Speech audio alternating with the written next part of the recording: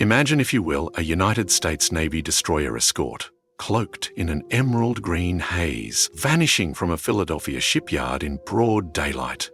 Picture it reappearing just moments later over 200 miles away in Norfolk, Virginia. Its crew disoriented, some reportedly driven mad, others horrifyingly fused into the very steel of the ship. This is not a scene from a science fiction novel, but the core of a legend that has captivated and baffled for over 80 years. Welcome to The Purple Files. If you enjoy our videos, please consider subscribing to the channel. Let's get right into it. We embark on a journey into one of the most persistent and sensational tales to emerge from the shadows of the Second World War, the alleged Philadelphia experiment. It's a story whispered in hushed tones, a narrative woven with threads of advanced theoretical physics, clandestine military operations, and terrifying human consequences. For decades, it has fueled countless books, documentaries, and late-night discussions, painting a picture of a government that unlocked secrets of invisibility and teleportation, only to bury the evidence and the horrifying cost. But what if the truth is even stranger, not because of alien technology or reality-bending science, but because of how such an elaborate myth could be born from seemingly ordinary events and persist with such tenacity? What if the enigma lies not in the vanishing ship, but in our own willingness to believe in the unbelievable? In this episode, we will meticulously dissect the legend of the United States ship Eldridge and the alleged events of October 28, 1943. We'll delve into the origins of the story, examine the so-called evidence, hear from the lone eyewitnesses whose accounts propelled the myth forward, and contrast it all with the documented reality of naval operations during wartime. We will explore the science, both the fantastical claims and the actual technology that might have been misinterpreted. And crucially, we will investigate why, even in the face of overwhelming debunking, the Philadelphia experiment continues to hold such a powerful grip on the public imagination. Prepare to navigate the murky waters between wartime secrecy, elaborate hoax, and enduring folklore, as we seek to unravel the enduring enigma of the Philadelphia experiment. So, what exactly is the story that has been passed down, embellished, and debated for so many decades?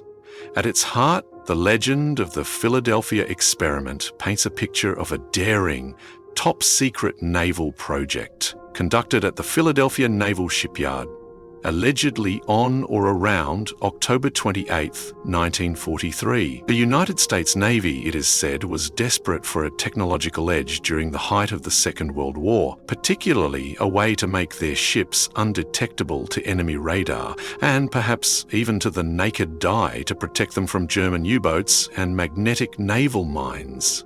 According to the most popular versions of the tale, the destroyer escort United States ship Eldridge, designated DE-173, was chosen as the test subject.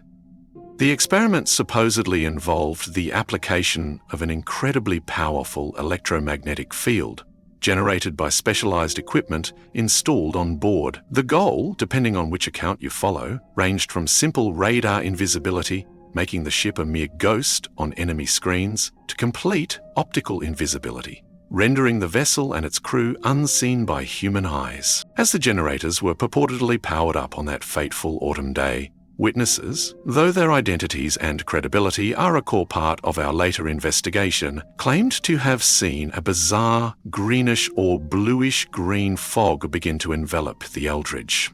This eerie luminescence reportedly intensified, and then the truly astonishing happened.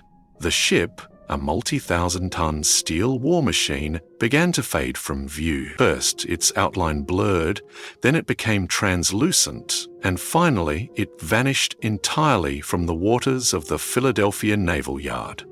Gone, as if it had never been there. But the story doesn't end with simple invisibility.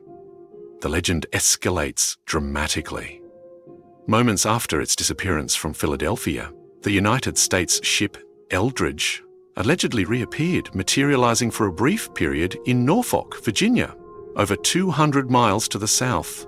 Sailors aboard other naval vessels and merchant ships in the Norfolk area were said to have been stunned to see the Eldridge suddenly appear among them, only for it to vanish again just as mysteriously. Then, as quickly as it had left, the Eldridge supposedly rematerialized back in the Philadelphia shipyard. The entire event, the teleportation and return, is often said to have taken only a matter of minutes. However, the return was not a triumphant one. The ship was reportedly in disarray, and the state of its crew was described in horrifying detail. This is where the tale takes its darkest turn. Some sailors were said to be nauseous, disoriented, and suffering from severe psychological trauma. Others were reportedly found to be embedded or fused into the metal structures of the ship. Arms, legs, even entire bodies partially melded with bulkheads and decks, a grotesque and terrifying outcome. Still others were said to have gone stark raving mad. Some accounts claim sailors would spontaneously combust or fade in and out of visibility, becoming stuck between dimensions for days or weeks afterward. The experiment, if it ever truly happened in this way, was deemed a catastrophic failure, not because invisibility wasn't achieved, but because of the devastating human cost. The Navy, according to the legend, immediately classified the project beyond top secret, silenced all witnesses, and went to extraordinary lengths to cover up the entire affair, terrified of the implications and the public outcry that would surely follow. This alleged cover-up, of course, only adds to the mystique and the enduring belief that something truly extraordinary and terrifying took place in the waters of Philadelphia, something the authorities desperately want to keep hidden. A story as extraordinary as the Philadelphia experiment doesn't just materialize out of thin air. It needs proponents, storytellers, and, crucially, alleged eyewitnesses to give it life.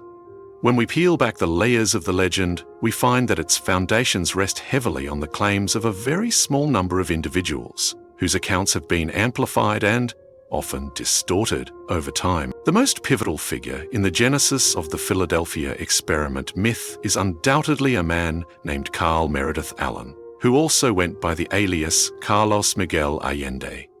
It was Allen's correspondence in the mid-1950s with a writer and amateur astronomer named Morris K. Jessup that truly ignited the legend. Jessup had published a book in 1955 titled The Case for the UFO, which explored unconventional theories about unidentified flying objects and the physics that might propel them. Shortly after its publication, Jessup received a series of peculiar letters from this Carlos Allende. Allende claimed to have witnessed the United States ship Eldridge disappear from Philadelphia and reappear in Norfolk while serving aboard a nearby merchant marine ship, the SS Andrew Feruzeth. His letters were rambling, filled with idiosyncratic capitalization and punctuation, and made sensational claims not only about the experiment itself, but also about Albert Einstein's involvement and the supposed advanced physics derived from his unified field theory.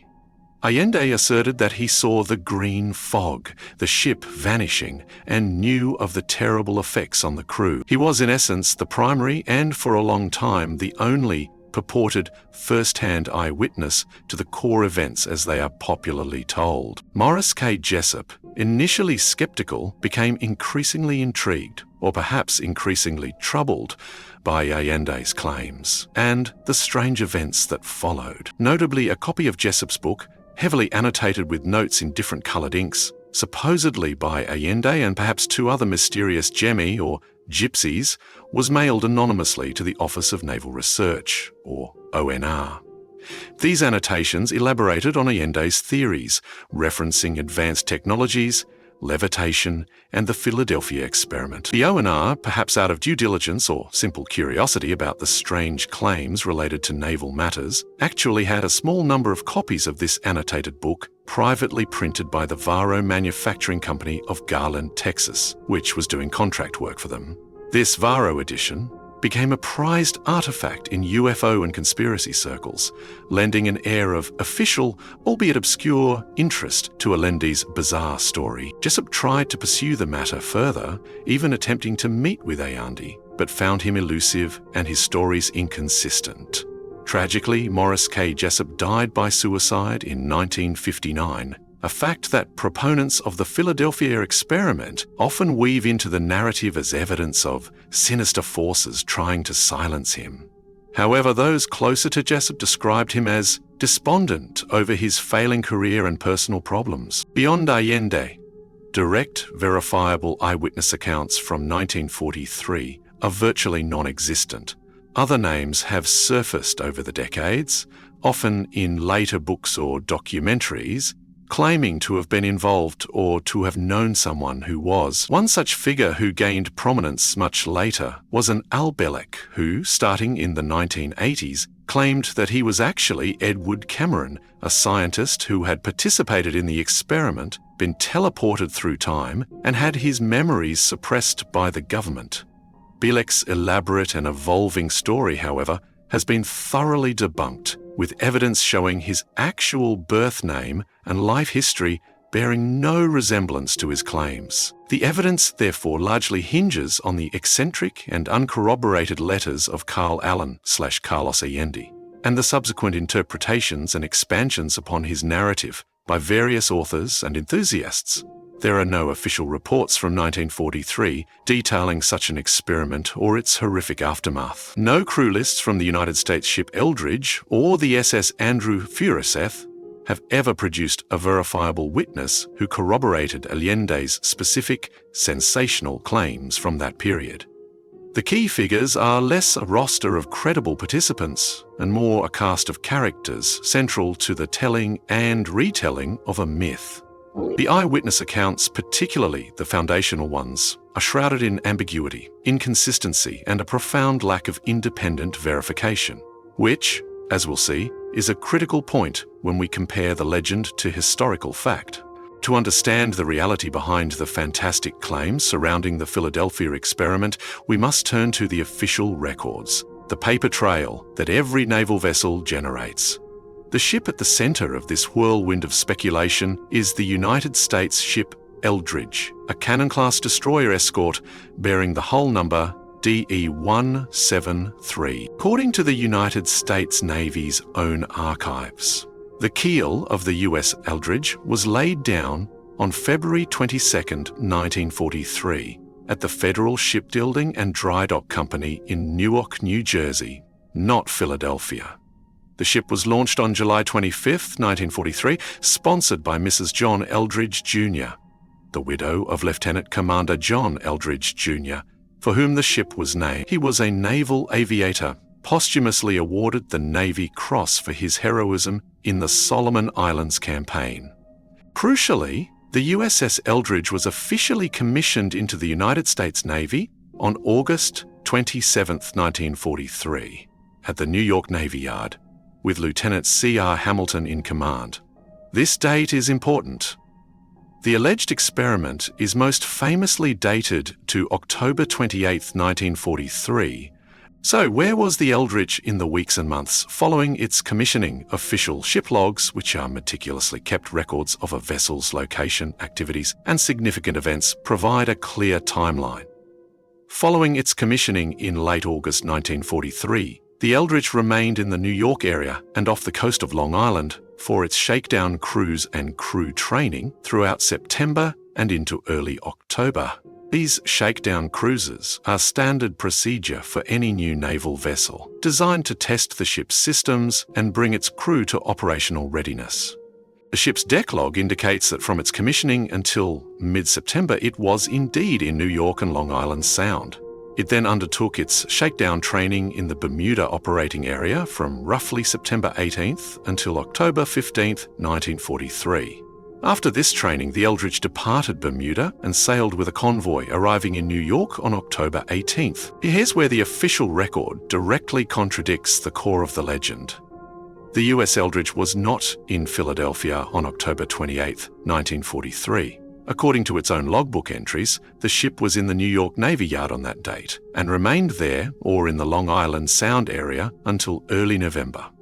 It did not make its first voyage to Norfolk, Virginia, until November 3, 1943, as part of a convoy movement. There is no entry, no hint, no whisper in these official documents of any unusual experiments, no mention of vanishing, teleportation, or crew members suffering bizarre casualties. Furthermore, the men who actually served aboard the USS Eldridge during this period have, over the years, consistently and categorically denied that any such experiment took place. Reunions of Eldridge veterans have been held, and when questioned by researchers or journalists, they have expressed amusement, sometimes annoyance, but never confirmation of the wild tales. They remember their service as fairly typical for a destroyer escort during wartime: convoy duty, anti-submarine patrols, and the routine challenges of life at sea. After the war, the USS Eldridge continued its service until it was decommissioned on June 17, 1946. It was later transferred to the Greek Navy on January 15, 1951, as part of military aid. Renamed the HS Leon DF-54, it served Greece for 4 more decades before eventually being decommissioned and scrapped in the 1990s. So the official paper trail, the ship's logs, its commissioning data, its service records, and the consistent testimony of its actual crew paints a picture of a hard-working, conventional warship. It places the Eldridge hundreds of miles away from Philadelphia during its shakedown period, and certainly not engaged in reality-bending experiments on the alleged date. This stark discrepancy between the documented history of the USS Eldridge and the sensational claims of the Philadelphia experiment is the first major pillar upon which the myth begins to crumble when exposed to the light of verification. The narrative of the Philadelphia experiment isn't just a tale of a vanishing ship, it's also deeply intertwined with claims of groundbreaking, almost magical science. Proponents of the legend often invoke complex physics, hinting at secret breakthroughs that allowed the Navy to manipulate reality itself. But when we examine these claims against known science and the actual technological preoccupations of wartime navies, a very different picture emerges. The science most frequently cited in connection with the experiment revolves around Albert Einstein's unified field theory. The theory, which Einstein pursued unsuccessfully for the latter part of his life, aimed to unite the forces of electromagnetism and gravity under a single theoretical framework. Legend has it that the Navy somehow weaponized a version of this elusive theory to create the electromagnetic fields powerful enough to bend light around the United States ship Eldridge, rendering it invisible, and even to warp space-time, causing its teleportation. Carlos Allende, in his letters to Morris K. Jessup, frequently referenced Einstein and his theories, albeit in a way that physicists found incoherent. However, there are several fundamental problems with this. Firstly, Einstein never completed a workable unified field theory. It remained an aspiration, a theoretical quest. The idea that the Navy, in 1943, had not only solved this profound theoretical challenge, but had also engineered it into a practical, ship-mounted technology is an extraordinary claim requiring extraordinary evidence. Evidence that has never materialized. Secondly, even if such a theory existed, the specific mechanisms by which it would lead to optical invisibility and teleportation, as described in the legend, are entirely speculative and have no basis in established physics. The energy requirements alone for such feats would be astronomical, far beyond anything a shipborne generator of that era, or even today, could produce. So, if it wasn't esoteric physics, was there any real naval technology that could have been misinterpreted, or that might have sparked these rumors? The answer is yes, and it's a far more mundane yet still vital piece of wartime science. Degaussing. During the Second World War, one of the significant threats to Allied shipping was the magnetic naval mine. These mines were designed to detonate when they detected the large magnetic field produced by the steel hull of a passing ship. To counter this, navies, including the United States Navy, implemented a process called degaussing. This involved installing electrical cables around the hull of a ship and passing a controlled electrical current through them. This current created an opposing magnetic field that effectively cancelled out or greatly reduced the ship's own magnetic signature, making it invisible to magnetic mines. The process of installing and calibrating degaussing equipment could sometimes involve wrapping a ship in cables and passing electrical currents through them. It's conceivable that, to an uninformed observer or someone prone to embellishment, seeing a ship undergoing this process, perhaps with visible cabling, electrical equipment and personnel working on it, could have been misinterpreted. Some degaussing techniques like flashing involved sending powerful electrical pulses which might have had unusual, albeit localized and temporary electrical effects. Furthermore, there was another, more visually striking, experimental technology related to ship camouflage being explored during the war, though not specifically linked to the Eldridge by any credible evidence. This was the Yehudi Lights project. This system involved mounting lights on an aircraft or ship aimed forward or downwards to match the brightness of the sky, making the craft harder to see by effectively raising its brightness to blend with the background. While this was about camouflage against being silhouetted and not true invisibility, and primarily tested on aircraft, it shows the kind of optical trickery that was being considered. However, degaussing is the most plausible candidate for a misunderstood observation. It was a widespread, somewhat novel technology at the time, dealing with invisible magnetic fields. And its purpose was, indeed, to make ships invisible, but only to a specific type of weapon, not to human sight or radar in the way the legend describes. There is no scientific basis for degaussing to cause optical invisibility, teleportation, green fogs, or the horrific effects on crew members described in the Philadelphia experiment myth. The science of the legend relies on a leap from a practical, well-understood electromagnetic process to the realm of science fiction, fueled by misinterpretations and a desire for a more sensational explanation. The seeds of the Philadelphia experiment, sown by Carlos Allende's letters and Morris K. Jessup's troubled curiosity, might have remained obscure folklore were it not for a confluence of publications and an eager audience for tales of the unexplained. The limited printing of Jessup's annotated book by the Varro Manufacturing Company, intended for internal Office of Naval Research perusal, ironically became a foundational document for the myth's prolific copies circulated among UFO researchers and paranormal enthusiasts, lending an air of official intrigue to Allende's wild claims. In the 1960s and 70s, writers specializing in 14 phenomena and unsolved mysteries began to pick up the thread. Authors like Vincent Gaddis, who coined the term Bermuda Triangle, mentioned the story, and Gray Barker, known for his sensationalist books on UFOs and the Men in Black, also helped to popularize the narrative within those niche communities. Each retelling often added slight embellishments or new interpretations, slowly building the legend layer by layer. However, the event that truly catapulted the Philadelphia experiment into mainstream consciousness was the publication of Charles Berlitz's book in 1979, co-authored with William L. Moore, titled The Philadelphia Experiment, Project Invisibility. Berlitz, already famous for his blockbuster book, The Bermuda Triangle, had a knack for presenting speculative theories as plausible, well-researched accounts. His book on the Philadelphia experiment became a bestseller, reaching a vast audience previously unfamiliar with the tale. It presented Allende's story with dramatic flair, introduced new alleged details, and firmly cemented the narrative of a terrifying scientific endeavor gone wrong. The myth's place in popular culture was then irrevocably solidified by the release of the 1984 science fiction film The Philadelphia Experiment.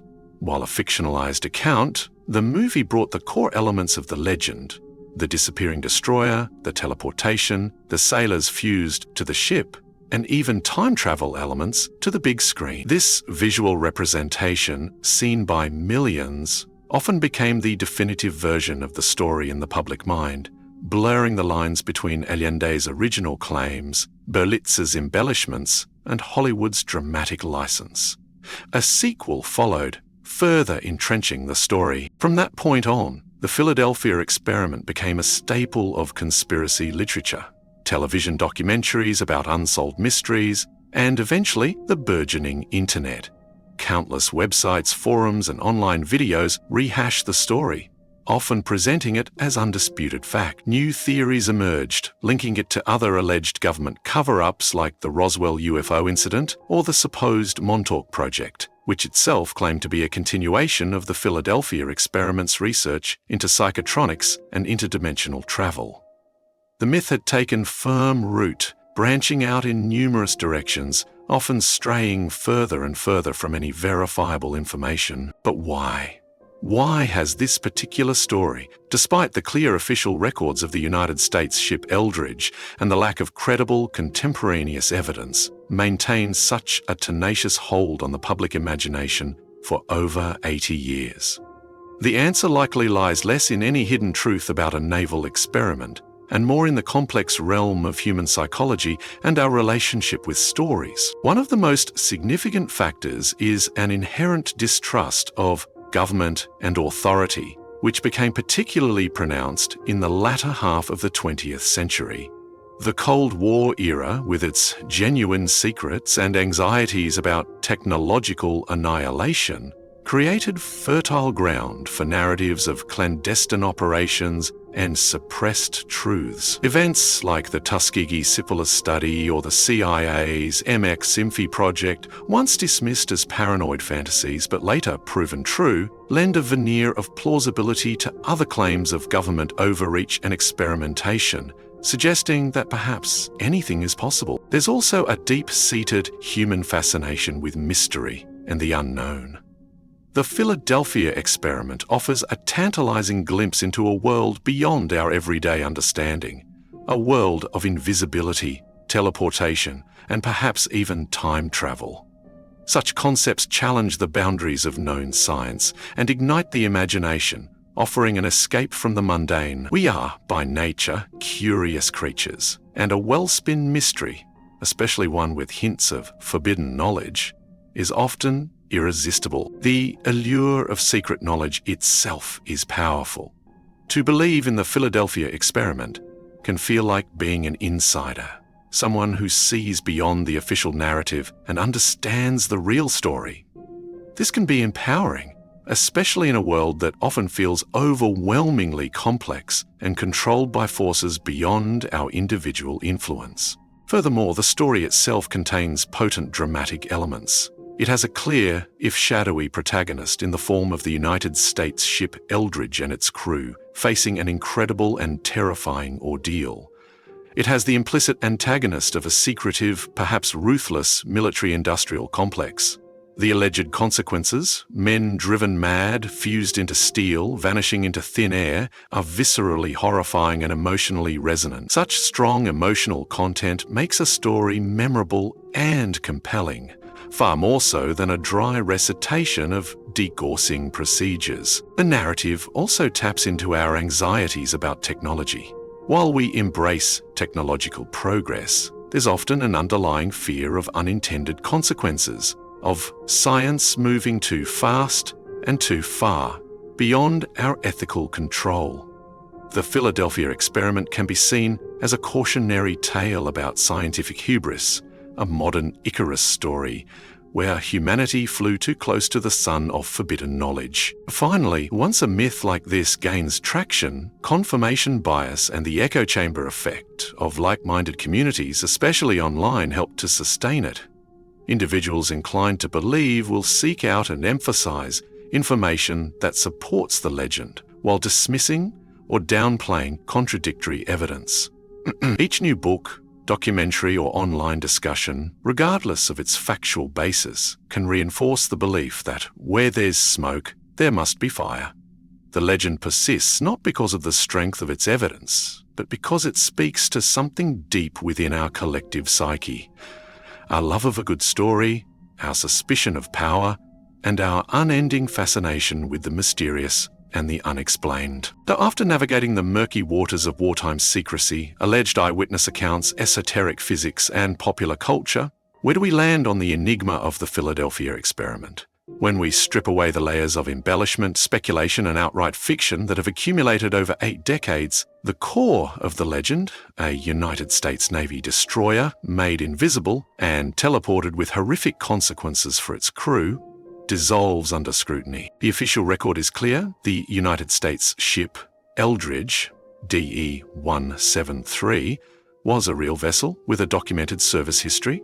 Its logs place it far from Philadelphia on the alleged date of the primary experiment, and its crew, the men who actually served aboard her, have consistently denied any such extraordinary events. The science cited by proponents of the myth is a misapplication of advanced theoretical physics, far removed from the practical, if misunderstood, technology of naval degaussing, which was indeed used to make ships invisible to magnetic mines, not to human eyes or radar, in the fantastical way the story suggests. The genesis of the myth can be traced primarily to the eccentric letters of one man, Carl Allen, also known as Carlos Allende, whose uncorroborated claims were then amplified and popularized by writers and filmmakers, culminating in a narrative that bore little resemblance to any verifiable incident. There are no credible contemporaneous eyewitnesses, no declassified documents,